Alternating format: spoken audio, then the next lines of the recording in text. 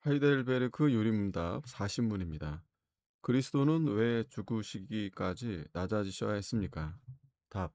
하나님의 공의와 진리로 인하여 하나님의 아들의 죽음 이외에는 우리의 죄에 대한 보상을 치를 방도가 없었기 때문입니다. 해설. 그리스도께서 어떻게 죽으셨다고 말씀하는가? 이 조목의 의미를 왜곡시켜 온 이단들이 있으므로 이 질문을 올바르게로 해명하는 것이 필수적입니다.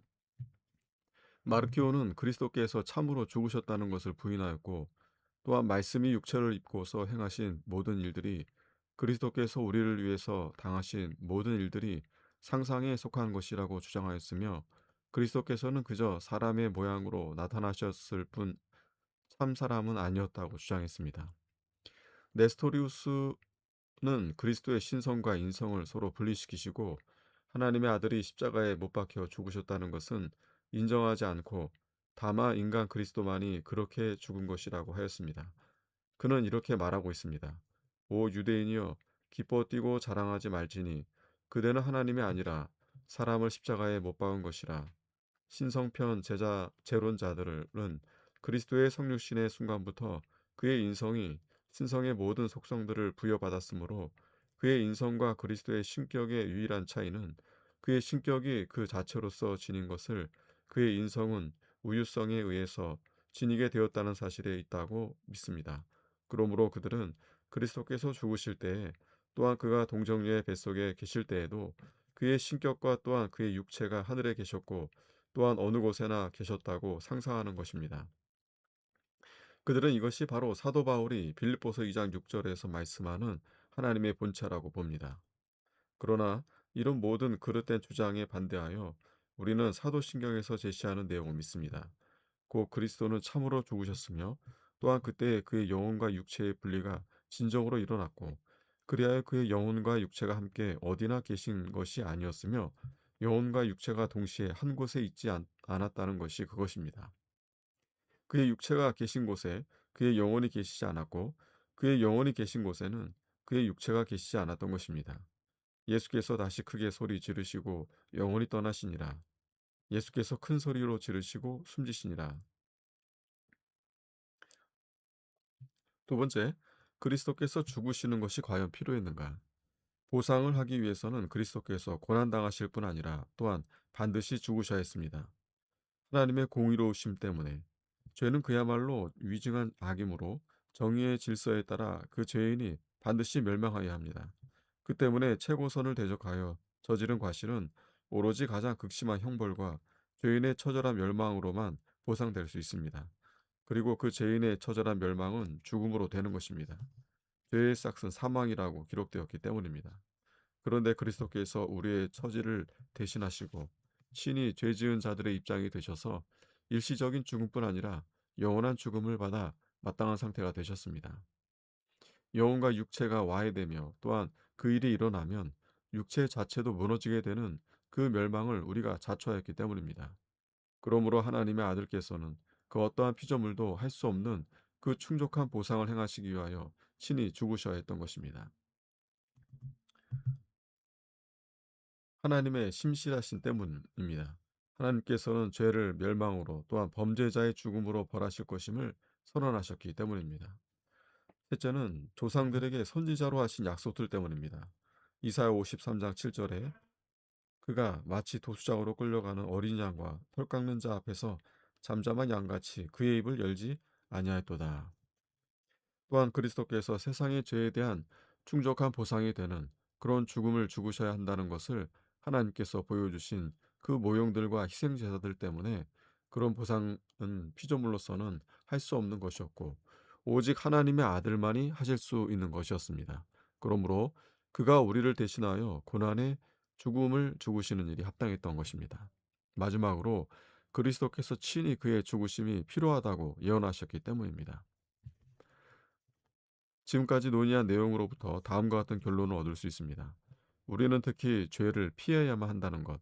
왜냐하면 죄는 하나님의 아들의 죽음을 통해서가 아니고서는 속해질 수가 없기 때문이다.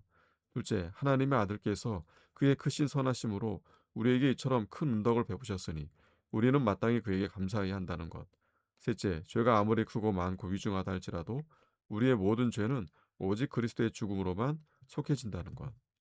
셋째, 그는 누구를 위해 죽으셨는가? 이 질문에 대답하기 위해서는 서로 모순된 교리들을 가르치는 듯한 성경의 본문들을 조화시킬 수 있도록 하나의 단서를 제시해야 할 것입니다. 어떤 곳에서는 그리스도께서 모든 사람을 위하여 온 세상을 위하여 죽으신 것으로 말씀합니다. 그는 우리 죄를 위한 화목제물이니 우리만 위할 뿐 아니요 온 세상의 죄를 위하심이라.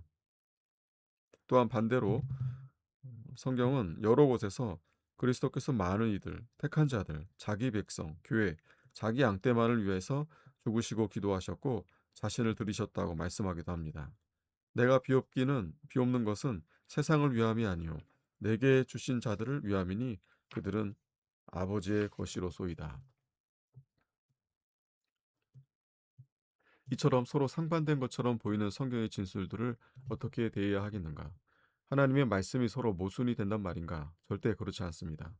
어느 곳에서는 그리스도께서 모든 사람들을 위해 죽으신 것으로 가르치고 다른 곳에서는 그가 일부의 사람들만을 위해 죽으신 것으로 가르치는 이런 현상은 적절히 조화될 수가 있습니다. 이는 두 가지를 통해서 조화됩니다. 어떤 이들은 전체를 나타내는 이런 선언들을 모든 신실한 자들 혹은 모든 믿는 자들의 총수를 가리키는 것으로 해석합니다. 복음의 약속들은 믿는 모든 자들에게 속한 것이기 때문이며 또한 성경이 다음과 같은 발언을 자주 하기 때문이기도 합니다. 누구든지 그를 믿으면 멸망치 않고 예수 그리스도를 믿음으로 말미암아 모든 믿는 자에게 미치는 하나님의 의인이 차별이 없느니라. 암브로시우스는 그리스도의 죽으심이 모든 사람들에게 미치는 것으로 말하는 본문들을 이런 방식으로 해석합니다. 하나님의 백성은 그의 충만한 수가 있고 따라서 비록 수많은 사람들이 구주의 은혜를 무시하고 거부하기도 하지만 반드시 택한 자들의 특별한 보편성이 있는 법이다. 그들은 모든 사람들 가운데서 미리 아신 바 되고 구별되고 분리된 자들이므로 온 세상이 온 세상으로부터 구원받는 것 같고 또한 모든 사람들 중에서 구속함을 받는 것 같아 보이는 것이다. 이렇게 보면 모순이나 자가당착은 없습니다. 믿는 모든 자들이 많은 자들이요 특별한 백성이요 교회요 양떼요 택한 자요 또한 그리스도께서 그들을 위하여 죽으시고 자기를 주신 것입니다. 또 어떤 이들은 성경의 이 모순처럼 보이는 본문들을 그리스도의 죽으심의 충족성과 유효성을 구별함으로써 조화시킵니다. 논쟁을 좋아하는 어떤 이들 중에는 일반적인 언어로 말하는 이런 본문들이 믿는 자들에게만 한정된다는 것을 부인하는 자들이 있습니다. 곧 성경의 표현이나 언어 그 자체가 그런 제한을 하지 않는다고 주장하면서 구원이 믿는 자들에게뿐 아니라 외식자들과 배도자들에게도 베풀어지는 것처럼 가르치는 그런 본문들을 증거로 제시하는 것입니다. 즉, 자기들을 사신 주를 부인하고 그의 옛 죄가 깨끗하게 된 것을 잊었느니라. 그러나 이런 유의 선언들은 그저 겉으로만 구속이나 성화의 모습을 지닌 상태에 관한 것으로나 아니면 그리스도의 공로의 충족성과 위대성에 관한 것으로 이해해야 한다는 것이 명백합니다. 그러므로 우리는 일반적인 언어로 말씀하는 본문들의 제한성에 대해서 이 논쟁을 좋아하는 사람들의 편에 서서 주장할 필요가 없을 것입니다. 외식자들의 구원에 대해 말씀하는 것 같은 이 본문들은 그보다 더 쉽게 조화될 수 있고 어떤 이들은 언뜻 보기에 모순인 것처럼 보이는 이 선언들을 일부는 그리스도의 죽으심의 충족성에 속하는 것으로 해석하고 또 일부는 그 죽으심의 적용과 유효성에 관한 것으로 해석하기를 선호하는데 필자의 판단은 충분히 일리가 있어 보입니다. 그러므로 그들은 그리스도께서 모든 사람을 위해 죽으셨다고 주장하고 동시에 그가 모든 사람을 위해 죽으신 것이 아니라고 주장합니다. 그러나 이 두 가지 방면이 서로 다릅니다. 그리스도께서 치르신 보상의 충족성과 관련해서는 그리스도께서 모든 사람을 위해 죽으신 것이지만 그 보상의 적용과 유효성과 관련해서는 오직 택한 자들과 믿는 자들 위해서만 죽으신 것입니다. 전자에 대한 근거는 그리스도의 속죄가 모든 사람들 혹은 온 세상의 모든 죄의 값으로 충족하다는 사실에 있습니다. 모든 사람이 믿음으로 말미암아 그 값을 자기들에게 적용시키기만 하면 되는 것입니다.